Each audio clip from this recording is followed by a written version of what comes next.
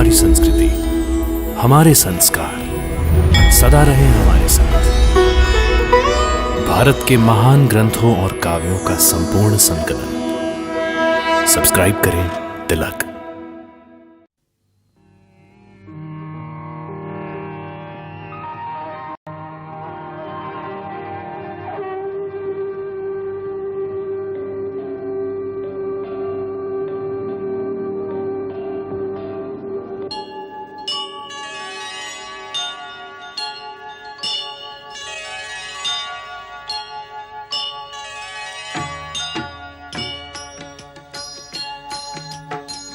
सीताराम चरित अति पावन, मधुर सरस अरु अति मन भावन।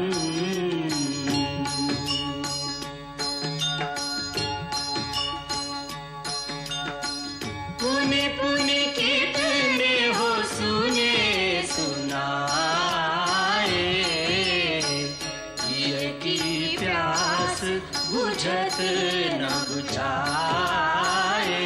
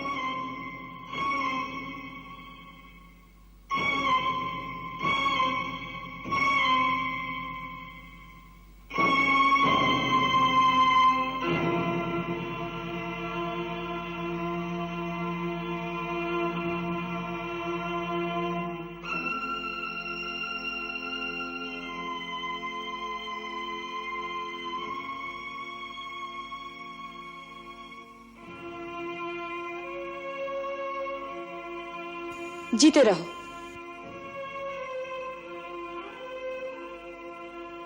पिताश्री, आपकी आज्ञा से मैं राम आपकी सेवा में उपस्थित हूं। मेरे लिए क्या आदेश है?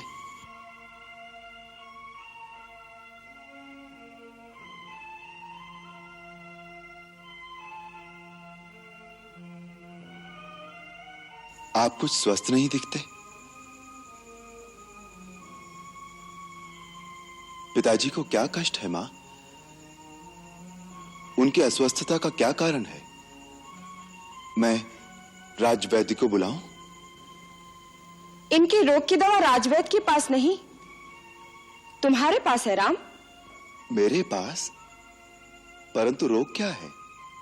तुम्हारा मोह, तुम्हारा स्नेह, जिसके कारण आज ये सूर्यवंश की कीर्ति को कलंक लगाने के लिए तैयार है। माता, मुझे क्षमा करें। पिताश्री के लिए आपके श्रीमुख से वचन उचित नहीं। मेरे पिता जैसा धीर और वीर पुरुष आज इस धरती पर दूसरा कोई नहीं है। वो गुणों के भंडार और सत्यवादी हैं, जिनकी कीर्ति आज तीनों लोकों में फैली हुई है। वो अपने इस सेवक के मोह में ऐसा कोई कार्य नहीं कर सकते जिससे सूर्यवंश की कीर्ति को धक्का लगे। वही तो कर रहे हैं तुम्हारे धीर और वीर पिताश्री। मुझे विश्वास नहीं। पिताश्री, आप जैसे नरसिंह को इस प्रकार की व्याकुलता शोभा नहीं देती। आप निसंकोच मुझसे अपने हृदय की बात कहिए। यदि पुत्रवत नहीं तो मित्रवत ही कहिए। आप ही ने तो कहा था, राम तुम मेरे मित्र हो, मैं अपने प्राण देकर भी आपका दुख दूर करूंगा।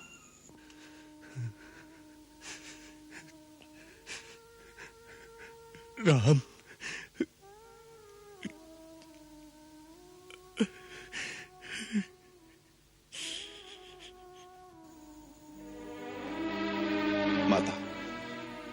आप ही मुझे महाराज के दुख का असली कारण बताइए और यह भी बताइए कि उसका निवारण क्या हो सकता है। मैंने कहा ना, यदि तुम चाहो तो इनके रोग का निवारण हो सकता है। माता, आपको ये शंका क्यों है कि मैं पिता की आज्ञा का पालन नहीं करूंगा? बात ही ऐसी है। मां, जिस राम को आपने बचपन से अपनी गोद में पाला है, आप उसी राम पर संदेह कर रही हैं? मैंने अवश्य ही कोई घोर अपराध किया है जिसके कारण मेरे पिता मुझसे बात नहीं करते। मेरी माता मुझ पर संदेह कर रही हैं। नहीं, ये तो मैं जानती हूं कि तू सत्य वचन से हटने वाला नहीं, परंतु क्या मां? आप केवल संकेत कर दें तो मैं आपके चरणों के लिए अपनी चमड़ी के जूते बनवा दूं। पिता की भांति आपका भी उतना ही अधिकार है मुझ पर, इसलिए यदि वो नहीं कहते तो उनकी ओर से आप ही कहिए। मैं क्या करूं जिससे आपको संतोष हो? तुम कहते हो तो मैं बता देती हूं। तुम्हारे पिताश्री ने मुझे 2 वर दिए थे और कहा था जब जी चाहे मांग लेना। आज मैंने अपने वो दोनों वर मांग लिए। अब यदि वो मेरे वर मानते हैं तो पुत्र का मोह रास्ते में आता है, यदि नहीं मानते तो धर्म और सत्य पर कलंक लगता है। ये बेचारे इसी धर्म संकट में पड़ गए हैं। तुम्हारे संकोचवश तुमसे कह नहीं पा रहे। वो दोनों वर क्या है माता? पहला ये है कि तुम्हारे जगह भरत का राज्याभिषेक हो, और दूसरा ये कि तुम मुनि वेश धारण करके 14 वर्ष तक वन में रहो। बस इतनी सी बात पर इतना विवाद था? यह तो बड़ी प्रसन्नता की बात है मां कि मुझे माता और पिता दोनों के वचनों को पालन करने का ऐसा अवसर मिला जो किसी पुत्र को बड़े भाग्य से मिलता है। भरत को राज्य देने के लिए तो मुझे किसी की आज्ञा की आवश्यकता नहीं। उस जैसे भाई को तो मैं राज्य स्वयं प्रसन्नता से दे दूंगा।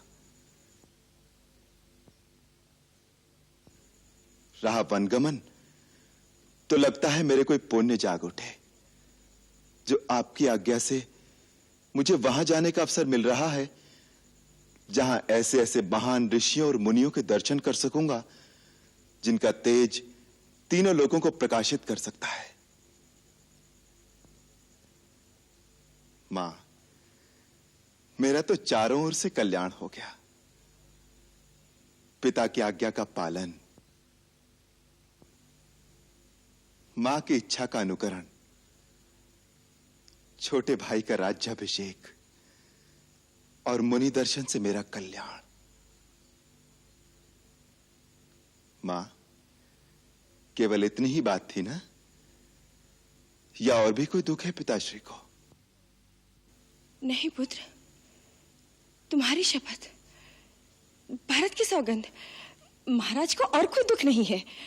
अब तुम ही इन्हें समझाओ ना कि ये अपने वचन का पालन करें, तुम्हें वन जाने की आज्ञा दे, संसार में निंदा और अपयश से बचे।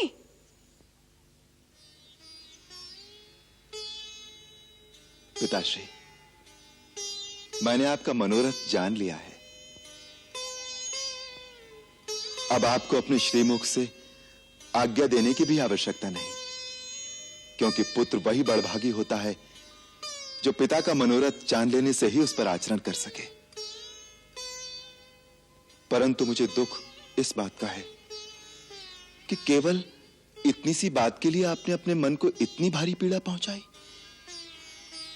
इसका अर्थ है कि आपको मुझ पर पूर्ण विश्वास नहीं, या आपको मेरे सेवक धर्म पर शंका है। पिताश्री, मुझे आशीर्वाद दीजिए कि मैं अपने आचरण से फिर आपका पूर्ण विश्वास पा सकूं। अब आप प्रसन्न चित्त से मुझे वन जाने की आज्ञा दीजिए, ताकि मैं आपके वचनों की पूर्ति करके, आपके धर्म की रक्षा करके अपना जीवन धन्य कर लूं। मैं माता कौशल्या और माता सुमित्रा से आज्ञा लेकर वन जाने से पहले आपकी चरण वंदना के लिए अभी आता हूं। अच्छा मां, मुझे अनुमति दीजिए।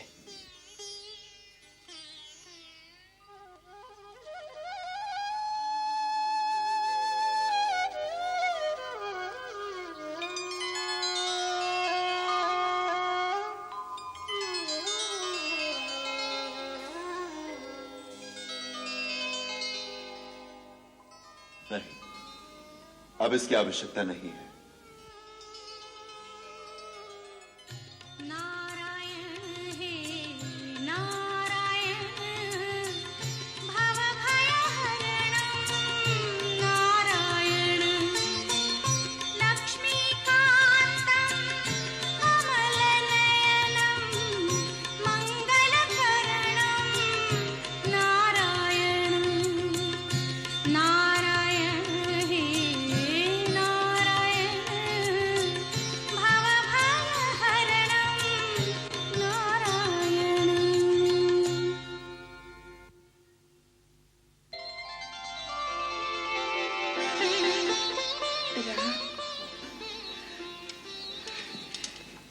ठीक समय पर आ गया। मैंने रात भर विष्णु का एक लक्ष्य जप किया है। मैं अपने हाथों से विष्णु के श्री चरणों का मंगल तिलक लगा दूं।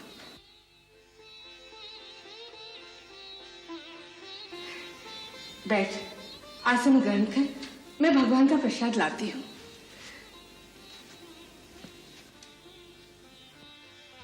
देखता क्या है? बैठ जा। नहीं मां, बहुत जल्दी है क्या? अब इस आसन पर बैठना मेरे लिए वर्जित हो गया है। राज सिंहासन पर बैठने जा रहा है, इसलिए माँ का दिया हुआ आसन वर्जित हो गया। मां, शायद तुम्हें विदित नहीं, अब मेरे लिए कुशा के आसन पर बैठने का समय आ गया है।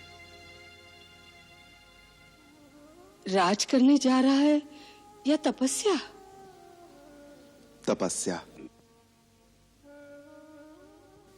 महाराज मुझे तपस्वी वेश में वन में भेज रहे हैं।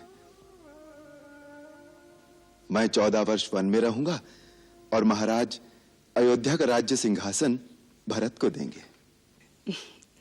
कैसे मुस्कुराकर माँ से हंसी कर रहा है? यह हंसी नहीं, अटल सत्य है माता। मुझे पिताश्री के वचन का पालन करने के लिए इसी घड़ी वन जाना होगा।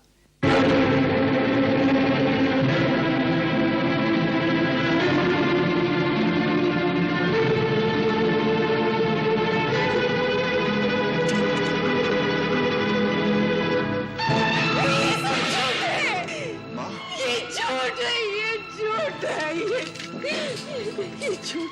माता, धीरज रखो माता। अयोध्या की महारानी को इस प्रकार धैर्य खोना शोभा नहीं देता। परंतु ये सब क्यों? किसने किया ये सब? राज्याभिषेक के तो स्वयं महाराज जी उत्कंठित हो गए थे। उन्होंने कुलगुरु महर्षि वशिष्ठ से जल्दी से जल्दी शुभ समय निकलवाने को कहा था। फिर एक ही रात में उनका निश्चय क्यों बदल गया? क्यों? मुझसे अधिक कैकेयी की ममता है तुझ पर। फिर उसने महाराज को क्यों नहीं रोका? क्यों? ये स्वयं महारानी कैकेयी का ही तो आदेश है। कैकेयी का? हाँ माता, पिताश्री ने देवासुर संग्राम में माता कैकेयी को 2 वर दिए थे। अब उन्होंने वो दोनों वर मांग लिए, भरत का राज्याभिषेक और मुझे 14 वर्ष का वनवास। मुझे आज इसी क्षण जाना होगा इसीलिए मैं आपसे विदा मांगने आया हूं माता। 14 वर्ष के लिए वन जाएगा और उसके लिए ये अकस्मात विदा मांगने आ गया। इतनी अकस्मात तो बिजली भी नहीं गिरती मेरे लाल। और मुझे तो तेरी बात पर विश्वास ही नहीं हो रहा है।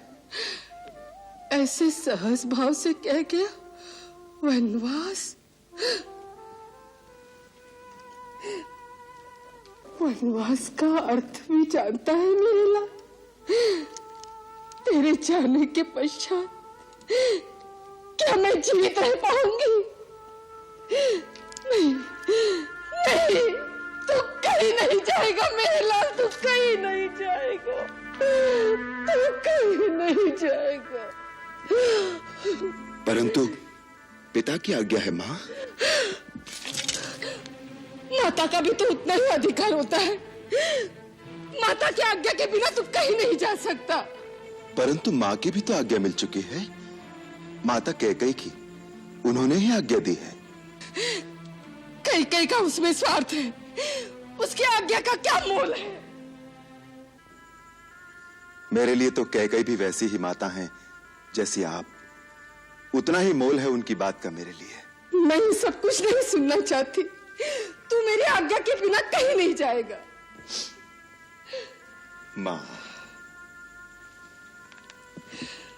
मेरी जननी, मेरी मैया, माता होकर माता की आज्ञा की अवहेलना करने का आदेश दे रही हो, अधर्म के पथ पर चलने का पाठ पढ़ा रही हो। रघुकुल की कुलवधु माता कौशल्या सूर्यवंश की परंपरा भूल गई। इसी अयोध्या के राजा सगर की संतान ने पिता की आज्ञा से पृथ्वी पाताल एक करते हुए अपने प्राणों की आहुति दी थी। सत्य धर्म तथा दिए हुए वचन का पालन करने के लिए इसी अयोध्या के अधीश्वर राजा हरिश्चंद्र ने पत्नी तथा पुत्र दोनों को बीच बाजार खड़े करके बेच दिया था। पिता का वचन और माता की आज्ञा का पालन करने का व्रत ले चुका हूं। उससे विमुख करने की बात अपने मुख से कैसे निकाल रही हो माता? अपने पुत्र को पथभ्रष्ट होने का आदेश देकर अपयश की भागी न बनो। हाँ, निभा ले रघुकुल की रीति नीति। धर्म कर्म कर्तव्य का पालन कर। तो अपने धर्म का पालन करेगा, मैं मां के धर्म का पालन करूंगी। मैं भी अपने बछड़े से बिछड़े गैया की तरफ तेरे पीछे पीछे आऊंगी मेरे लाल। मैं भी तेरे साथ चलूंगी। हाँ। नहीं मां, आप मेरे साथ नहीं आएंगे। पहले सुहाग फिर संतान, यही आर्य नारी का महान आदर्श रहा है। स्वामी का परित्याग स्त्री के लिए बड़ी निंदा का कार्य है। आपको ऐसी बात मन में भी नहीं लानी चाहिए। आपके पति ही आपकी गति हैं, आपका धर्म है। मां, राजा हम सब लोगों के स्वामी, गुरु और ईश्वर है। उनकी आज्ञा का पालन करना हमारा धर्म है। मेरे धर्मात्मा पिता को छोड़कर आप मेरे साथ वन में नहीं जा सकती। मैं वनवास पूरा करके फिर आपके चरणों में लौट आऊंगा। मां, 14 वर्ष तो पलक झपकते ही बीत जाएंगे। 14 वर्ष? तेरे बिना 14 वर्ष? ठीक है, जाओ, पिता का वचन पूरा करो, माता की आज्ञा का पालन करो। सबका धर्म, सबके वचन, सबके कर्तव्य पूरे हो जाएंगे। परंतु इसके बीच पीस जाएगी अकेली कौशल्या। 14 वर्ष तक तेरी बाट देखते देखते ये आंखें पत्थर न गई। तेरी प्रतीक्षा के बीच ये प्राण रह जाएंगे तो 14 वर्ष के बाद तुझे देख लूंगी। हाँ, तू तो वन गमन का व्रत लेकर मां से विदा मांगने आया है। ये नहीं जानता विदा के साथ साथ तूने मां के प्राण मांग लिए। मां के प्राण मांग लिए राम। माँ, माँ, माँ, सीता, सीता, मेरी बच्ची, मेरी बेटी। देखे क्या हो रहा है। सकल सुख संपत्ति माता पिता सबको त्याग कर मेरा राम वन निवास करने जा रहा है। तुझे कैसे समझाऊं मेरी बच्ची, ये कैसी प्रलय की घड़ी आ गई है। पति को विदा करने का समय आ गया है मेरी बच्ची। मैं सब सुन चुकी हूँ, मैं सब जान चुकी हूँ सीता, इसलिए मैं अभी आपसे विदा मांगने आई हूँ। विदा कहाँ जाएगी? जनकपुर अपने पिता के पास? नहीं नहीं मेरी बच्ची, मैं अकेली रह जाऊंगी। मुझे छोड़ के मत जा, मुझे छोड़ के मत जा। तू मेरे पास रहेगी, तू मेरे पास रहेगी। मैंने जनकपुर जाने के लिए नहीं कहा माता जी। जब मैं डोली में बैठकर विदा हो रही थी तब माँ ने कहा था अब जनकपुर से तेरा कोई नाता नहीं रहा। मैं तो अपने स्वामी के साथ वन जाने के लिए आपसे विदा मांग रही हूँ। वन? तू वन जाएगी? हाँ, जाइए जाएंगे। सीते, ये तुम क्या कह रही हो? वन में साथ जाने का अर्थ जानती हो?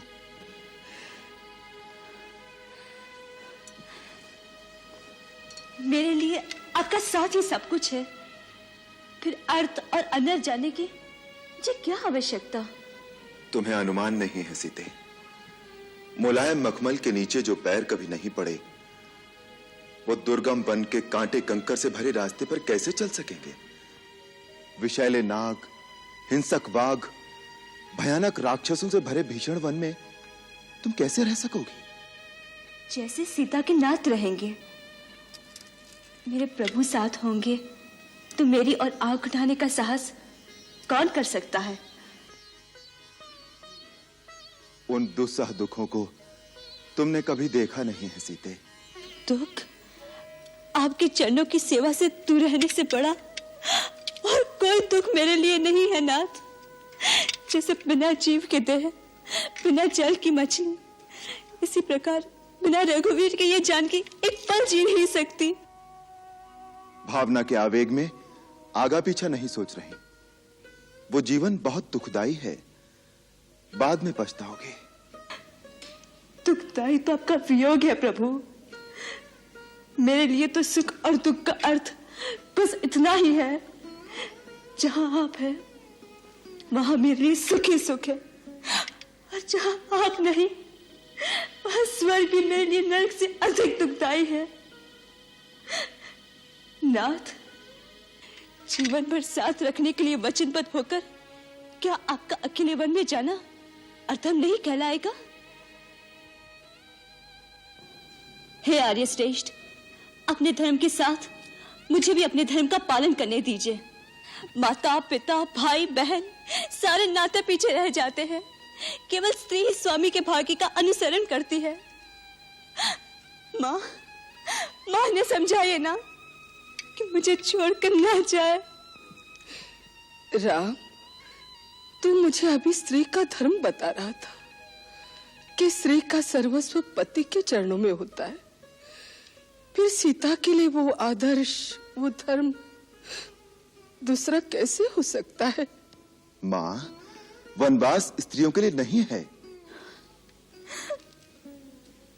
नाथ, यदि आप मुझे अपने साथ ले जाना नहीं चाहते तो आपको एक दिन रुकना पड़ जाएगा। क्यों? मेरी चिता को अग्नि कौन देगा? सीते,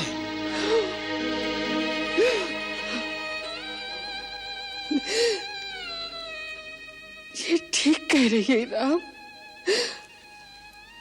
अगर सीता की प्राणों की रक्षा चाहते हो तो इसे अपने साथ ले जा।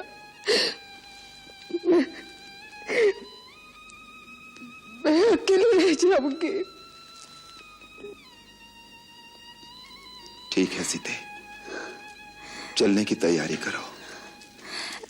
भैया भैया भैया भैया, जो मैं ये सुन रहा हूं क्या सच है कि कई के कहने पर महाराज ने आपसे राज छीन लिया? लक्ष्मण, माता कैकई को कैकई कहकर कब से पुकारना सीख लिया तुमने? आप बुलाओ उसे माता, मैं उस कुल घटनी को माता नहीं कहूंगा और मैं यह न्याय भी कभी नहीं होने दूंगा। भैया, मेरा यह धनुष केवल शोभा की वस्तु नहीं है, मैं इस धनुष से महाराज की चतुर्गणी सेना का अकेला सामना कर सकता हूं। लक्ष्मण, महाराज ने क्या समझा है?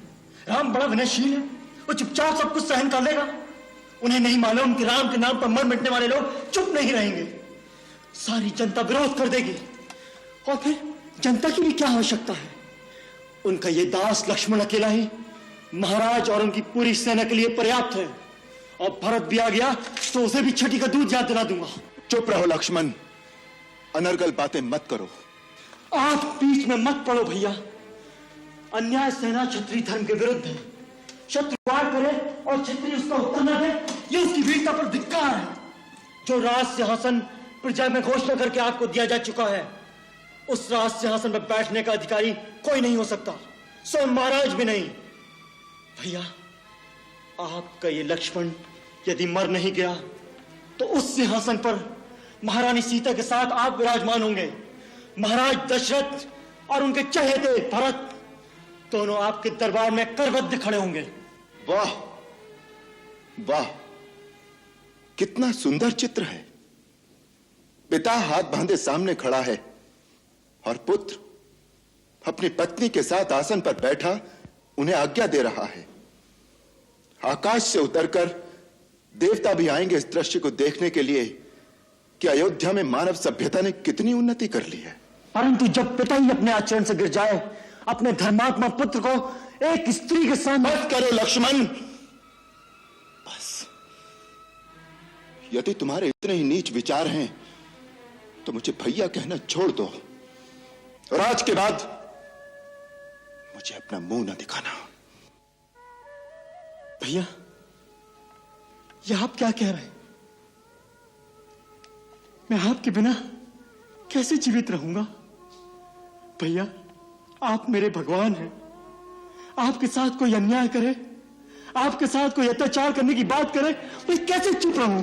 ये तुमसे किसने कह दिया कि मुझ पर कोई अन्याय हो रहा है या मुझ पर कोई अत्याचार हो रहा है? ये बातें जो तुमने कही, अत्याचार तो ये है जो तुम अपने बड़े भाई पर कर रहे हो और अपने पिता पर कर रहे हो। पिता पर? हाँ, पिताश्री पर। उनकी पीड़ा को समझते हो? जानते हो कि उनकी समस्या क्या है? जानते हो कि उन जैसा धीर वीर पुरुष इस समय किस धर्म संकट में है? जो स्त्री मोह में फंसेगा उसकी यही दशा होगी। उनका संकट स्त्री मोह नहीं है, उनका संकट है धर्म। हाँ, धर्म। आज एक सत्यवादी राजा का धर्म एक पिता के धर्म से टकरा रहा है। वो सत्य का पालन करें या पिता के धर्म को निभाएं, यही समस्या उनके दुख का कारण है। एक राजा ने किसी को वचन दिया कि जो मांगे वो दूंगा, और मांगने वाले ने वो वचन मांगा है जिससे राजा को अपने सबसे प्रिय पुत्र का बलिदान करना पड़ रहा है। यदि वो वचन को तोड़ें तो न केवल अपने सुकृत नष्ट करें बल्कि संपूर्ण कुल की कीर्ति को कलंक लगा दें, और यदि वो वचन रखें तो वो पुत्र जिसके बिना वो जीवित नहीं रह सकते, उसे वन के कांटे कंकर में धकेल दें 14 वर्ष के लिए। लक्ष्मण, तुम उनकी पीड़ा क्यों नहीं समझते? उनकी अवस्था आज उस घायल शेर की तरह है जो किसी शिकारी के जाल में फंस गया है, और ऐसे असहाय शेर पर तुम अपने तीर चलाकर अपनी वीरता दिखाना चाहते हो। धिक्कार है ऐसी वीरता पर। ऐसे धर्मात्मा पिता के बारे में ऐसा सोचकर भी तुमने पाप किया है, जिसका प्रायश्चित हम सबको करना चाहिए, हम सबको करना चाहिए। उन्हें यदि अपने धर्म की चिंता ना होती तो आज वो इतने दुखी ना होते।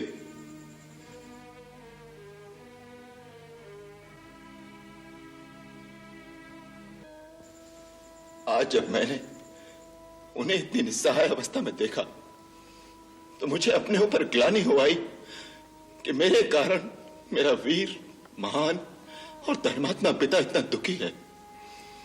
मैंने अपना कर्तव्य निश्चित करने में एक पल की भी देरी नहीं की, क्योंकि पुत्र होने के नाते मेरा एक ही कर्तव्य है कि मैं वही काम करूं जिसमें उनके सत्य, उनके धर्म, उनकी प्रतिज्ञा की क्षति ना हो, बल्कि उनकी कीर्ति बढ़े, उनका यश मलिन ना हो। लक्ष्मण, हमारे जैसे पिता तो किसी को बड़े भाग्य से मिलते हैं, परंतु यदि किसी का पिता दुराचारी भी हो, चाहे संसार उसे त्याग भी दे, तो भी पुत्र का धर्म है कि वो अपने पिता को भगवान की तरह पूजे, क्योंकि पिता मनुष्य का प्राणदाता होता है। लक्ष्मण, जो पिता की भक्ति नहीं करते, देवता तो क्या, स्वयं भगवान भी उनकी पूजा को स्वीकार नहीं करता। भैया, तो क्या माता कैकेयी के इस अन्याय को हम चुपचाप सह लेंगे? मैं माता कैकेयी को दोषी नहीं मानता। भैया। हाँ लक्ष्मण, बचपन से लेकर आज तक माता कैकेयी ने हमें कितना स्नेह, कितना दुलार दिया है, वो भूल गए? वो तो निश्चल प्रेम की एक ऐसी पवित्र नदी है जिसमें सदा स्नेह की लहरें उठती रहती थी। ऐसे निश्चल पवित्र प्रेम की नदी एक दिन में कैसे सूख गई, ये मेरी समझ में नहीं आ रहा। संसार में बहुत सी अनहोनी बातें ऐसी होती हैं जो मनुष्य की समझ में नहीं आती। अकस्मात एक दिन कोई भूकंप आता है जो मनुष्य के जीवन को उथल पुथल कर देता है। ऐसे समय किसी दूसरे को दोष नहीं देना चाहिए, उसे दैववश मानकर, अपना प्रारब्ध मानकर स्वीकार कर लेना चाहिए। आज जो हो रहा है वो होनी करा रही है। जो विधना है जिसने माता कैकेयी जैसी स्नेहमयी और पुण्यशीला स्त्री को ऐसी बुद्धि दे दी है। यदि ये होनी है तो मैं होनी से भी नहीं हारना चाहता। वीरों के पुरुषार्थ की परीक्षा ऐसे ही आपत्ति काल में होती है। आपत्ति काल में केवल वीरता की ही परीक्षा नहीं होती, मनुष्य के धर्म की भी परीक्षा होती है।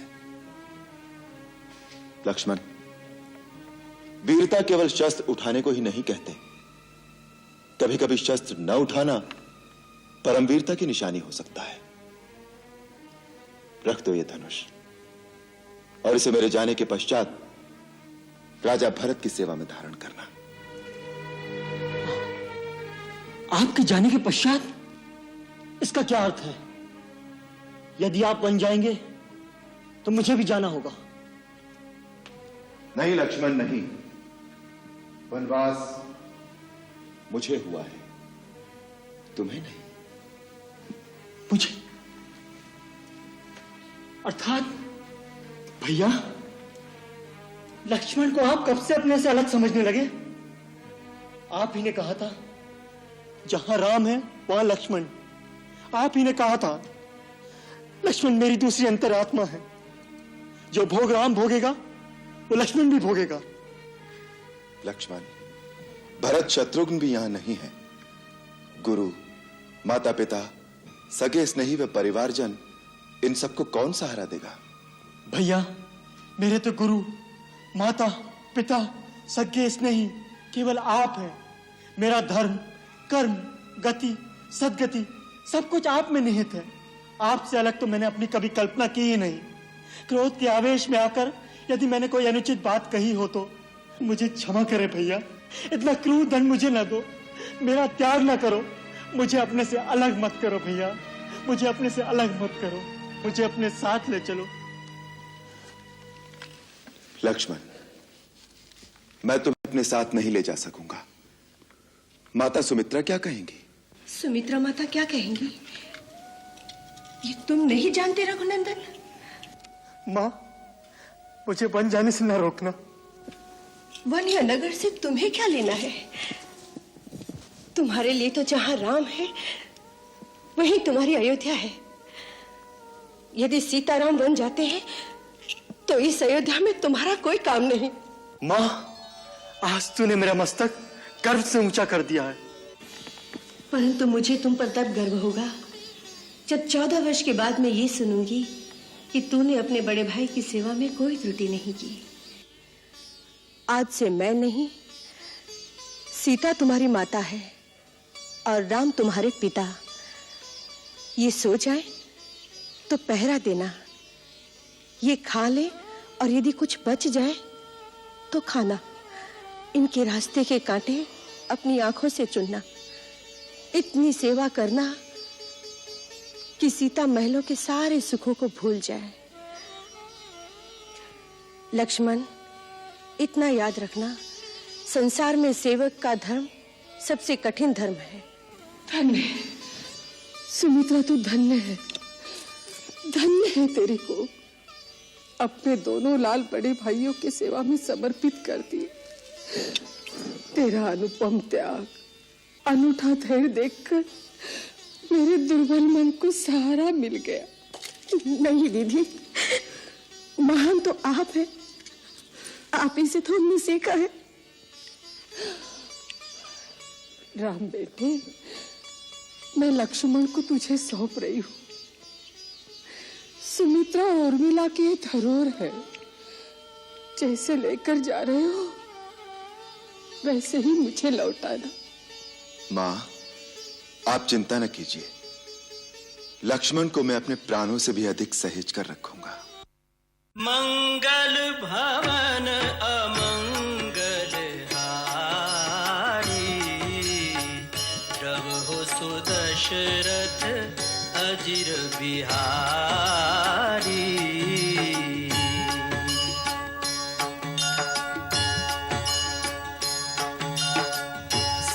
सीताराम चरित अति पावन, मधुर सरस अरु अति मन भावन।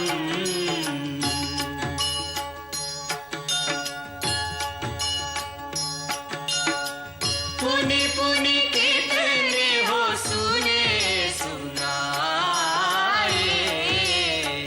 हिय की प्यास बुझत न बुझाए।